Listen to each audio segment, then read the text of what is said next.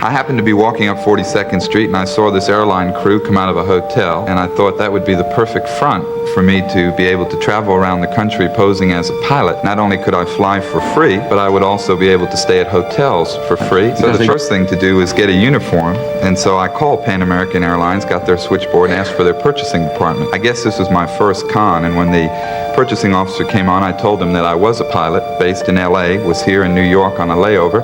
Someone had stolen my uniform. Where could I get a replacement? And he sent me down to the uniform company and called up ahead, told them I was coming. They fitted me out. When he was done, the uniform manufacturer said, I said, how much is it? He said, well, it's $289. I said, well, I'll write you a check. He said, no, I can't take a check. I said, well, I'll pay you in cash. He said, no, I can't take cash.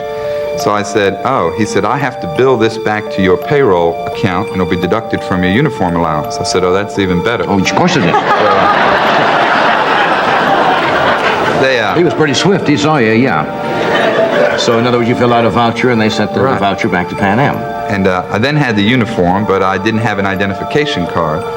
And so I went to a large manufacturer that I found in the Yellow Pages in New York of identification cards, and I told them that I represented an airline in Puerto Rico that was getting ready to expand service to the United States, hire on 200 new employees, and we wanted to go to a formal ID card. Well, he told me, that's fine. He said, let me show you some samples. I said, this is what we're looking for. And he said, okay, let me give you a sample to take back. And I said, could you fix it up? I mean, laminate it and make it look like a finished product. You can use me in the picture if you like. He said, oh, fine, have a seat. And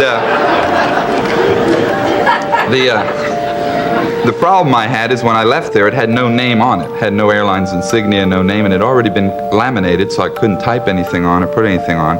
So I walked by an airplane hobby shop, and I walked in and bought a little model of a Pan Am plane. And I took the decals out of the box and soaked them in water, put the little logo that would have went on the tail up on the check, up on the ID card, and then the word Pan Am, what would have went on the wing, across the ID card, and the clear decal on the plastic made a great car. Look at this.